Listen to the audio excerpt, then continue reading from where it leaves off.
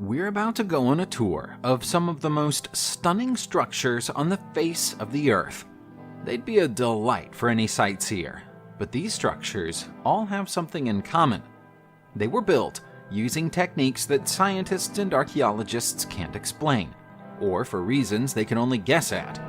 Is it possible that we've lost some of the building knowledge that our ancient ancestors took for granted? Watch this video and make up your own mind.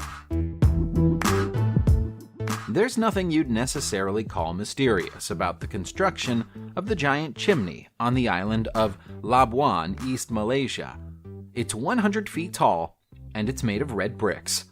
There's a nice frieze at the top, and its square shape and double-arched base are fairly conventional from an architectural point of view. The mystery is why it was ever built at all. That's why it's called Labuan's Mystery Chimney. Numerous theories have been put forward about why it's there, ranging from an unconventional lighthouse to a bell tower. But perhaps the most likely explanation lies with the island's failed coal mining industry. Labuan was once a British colony, and brickmaking was a common activity for prisoners on British colonies. Coal would have been needed to fuel the kiln of any brickmaking facility, but the coal mining industry collapsed here in 1911 due to a lack of profits and poor maintenance of buildings. All the brickworks were demolished, and the settlement at the island's coal point vanished.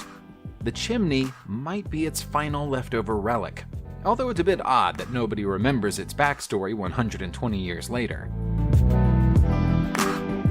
You've never seen a theater quite like Teatro Andromeda in Santo Stefano, Quisquiglia, Italy. The gorgeous backdrop of the Italian mountains provides an atmosphere to this open-air venue that few other theaters can match. It's amazing to think that the whole site is the work of just one man, Lorenzo Reina, who built it by hand over a 30-year period. Lorenzo wasn't an architect, by the way. He was a farmer. Most of the year, the only visitors to the theater are the donkeys and sheep that live on Lorenzo's land. But it opens up to the public for a few warm summer evening performances each year. What makes the site especially amazing is the fact that the 108 stone seats that made up the audience section correspond to the positions of the stars that make up the Andromeda constellation. If you were to take a picture from directly above the site, you'd see that each seat represents one corner of an 8-pointed star. Why did Lorenzo go to such lengths to make his theater reflect the sky? We have no idea. He never told anybody. Of all the places you might consider when you're trying to build the temple, the side of a sheer cliff probably wouldn't be close to the top of the list. That didn't deter the builders of the Hanging Temple of Hangshan in Datong, China, though. This would be a daunting construction project for anybody to attempt, so the fact that its creators pulled it off in the 5th century is nothing short of incredible. The structure clings to the side of Hengshan Mountain in a manner that appears to defy gravity itself. Although it looks humble from the outside, the temple consists of 40 different rooms connected by winding passageways that penetrate deep inside the rock. Nobody knows for sure who built the temple, but locals say it was the work of one monk named Liao Ran, working alone during the 5th century. Some restoration work was carried out at the turn of the 20th century, but it's mostly still the same structure that was carved into the rock all those years ago. Stranger still, it isn't dedicated to any one religion. You'll find Buddhist, Taoist, and Confucianist statues and carvings inside its rooms, with no one faith favored above another. The origins of Tsarski Kurgan in Kerch, Crimea, are every bit as mysterious as the origins of the Chinese Hanging Temple we just looked at. Some people say that it was built 2,400 years ago, although that seems impossible when you look at the smooth lines and the pristine state of the burial chamber deep inside its Greek-style archway. A kurgan is defined as a burial mound where a tomb is topped with dirt and stones, but the Tsarski Kurgan is a far more ornate construction. It has a grand entrance hall fashioned out of limestone and taking the form of a long corridor, seeming to belong to a much more recent period of history. The ancient Greeks were known to have lived in this area 2,400 years ago, and so they were almost certainly responsible for its creation. Unfortunately, we don't know who it was built for.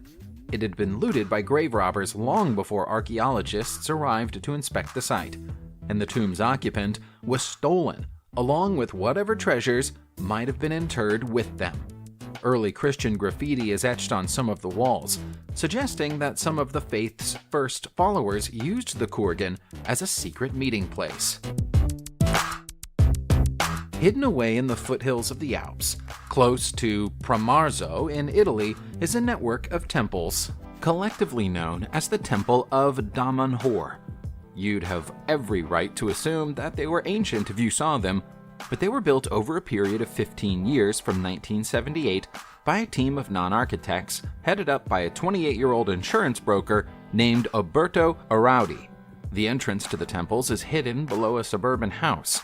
The whole network was dug out of rock without any plans being drawn up, and the existence of the temples was kept secret until the work was finished. It ought to have been impossible, and yet here these beautiful psychedelic temples are. Even now, the network is considered to be unfinished. New passageways and rooms are being added to the complex every year. Even though it's called a temple, this isn't a religious site. Alberto Ariaudi and his followers consider it to be a temple to humankind, rather than a temple to the gods. Although some people consider the group responsible for Damanhur to be a cult, Alberto insists that he and his friends are harmless, and they simply enjoy creating great works of art and architecture. There are many fairy tales and legends in Azerbaijan about the true origin and nature of the Maiden Tower in Baku. It's a shame that none of them seem to get us close to the truth behind the building's existence. Baku is an old walled city, and the Maiden Tower is the oldest structure in it. It's so old that nobody can say for sure when it was built, or what it was called by the people who built it. Most educated guesses say that it's a 12th century construction, but there's a significant difference between the stones that make up the first 3 stories of the building and those that make up the rest. Those lower 3 layers are more likely to be 2,500 years old, and possibly even more than that. That would make the tower older than Islam, meaning that if it was a religious building, it's more likely to have been put together by Zoroastrians. Alternatively, it could be an observatory. The stone protrusions that jut out from the tower correlate to the upper and lower levels of the lunar cycle. The name Maiden's Tower comes from a legend about a king's daughter leaping to her death from the top of the tower to avoid an arranged marriage, but there's no historical evidence to support this. Most of the people who see the menhirs in A Coruña, Spain, without knowing about their backstory, assume they're ancient megaliths. In fact, they're far more recent works of art.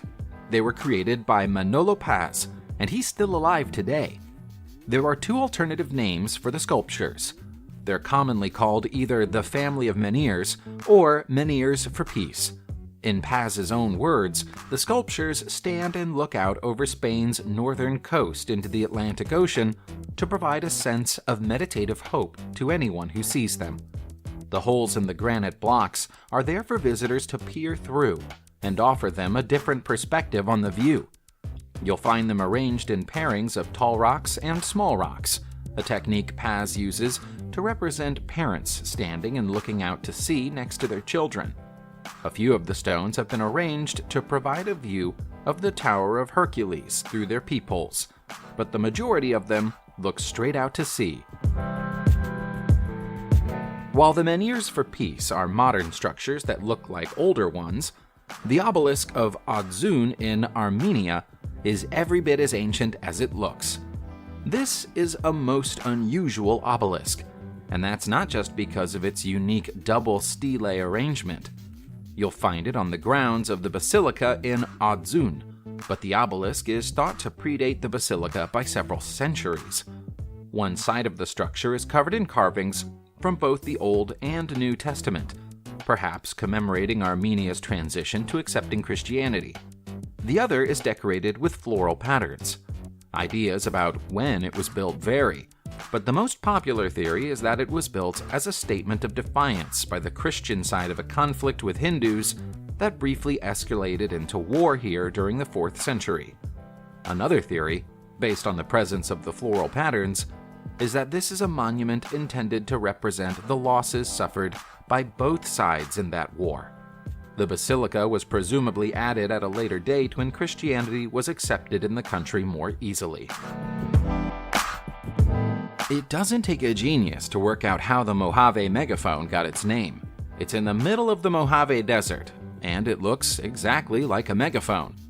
It might, however, take a genius to work out what this strange monument is doing there. The metal sculpture is firmly bolted to a pair of rocks at the top of a hill close to Baker, California, and is made from thick strips of welded iron. Nobody knows where it came from or what it represents. It's been said to resemble an antenna or a drum, and it's even been accused of being a top-secret weapon of some kind. That might not be far from the truth. A few military experts who've examined the Mojave megaphone say that it's not a weapon per se, but might have been an amplifier for a siren that was used to alert locals when the U.S. military performed weapon tests in the desert. If there is a military history or a military purpose behind this old installation, the military has never owned up to it. We can't even say for sure how long it's been there. There are some California natives who swear it's been in situ for a century or more. Almost every region of every country in the world has local legends about lost gold or treasure buried deep below the ground somewhere in the area.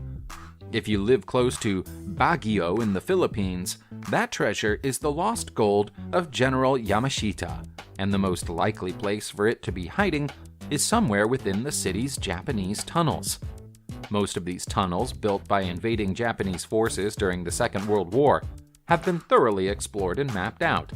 But there are still gaps in the maps, and places nobody's been able to reach.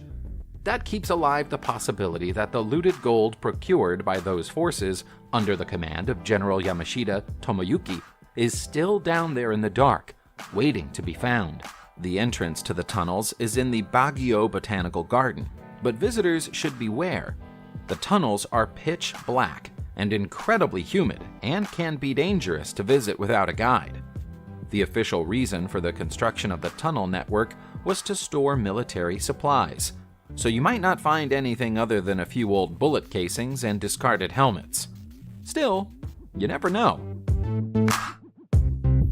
We're not sure how we'd feel about venturing deep into the woods to find a place called Devil's Hole Creek, but if you're not frightened by the name, that's where you'll find the Devil's Hole ruins in Cresco, Pennsylvania, USA. The ruins probably don't deserve to have such a foreboding name. They're actually quite beautiful to look at, and they're more likely to be the remains of a speakeasy or a ski lodge than anything to do with satanic practices. This might have been quite a grand dwelling before it fell to pieces. There are large double fireplaces still visible among the ruins, along with a water boiler and a coal furnace. Add that to the fact that the construction methods of the walls is consistent with the 1920s and 1930s, and the chances that this was an illegal speakeasy increase. That idea would also explain why the property was hidden away deep in the woods, and why it became abandoned. When alcohol was legalized in 1933, there would have been no reason for the speakeasy to stay open. Turkey has more underground cities than most of the world's countries, and it has one in particular that puts almost all the rest to shame. That's Kaymakli Underground City in Kaymakli, Belediyesi. This cavernous space first opened 4,000 years ago and has seen millions of people come and go from within its walls during those years. Consisting of a series of large chambers, Kaymakli contains living quarters, wine-making facilities, and even stables for horses. The storage spaces are so well suited to their purpose that people are still using them today. We can only guess why the city was built to begin with, but it's known that members of many religions have come and spent time here over the passing of the centuries, as they fled persecution from elsewhere. In the here and now, there's an enormous curiosity among the Turkish public about what might be hiding in the city's lower levels. It's known that Kemakli has 8 floors, burrowing deeper and deeper below the ground, but only the upper 4 floors are open to the public. Subscribe to the channel and turn on notifications, and you will be the first to know when a new video comes out. Thank you for watching, and see you soon.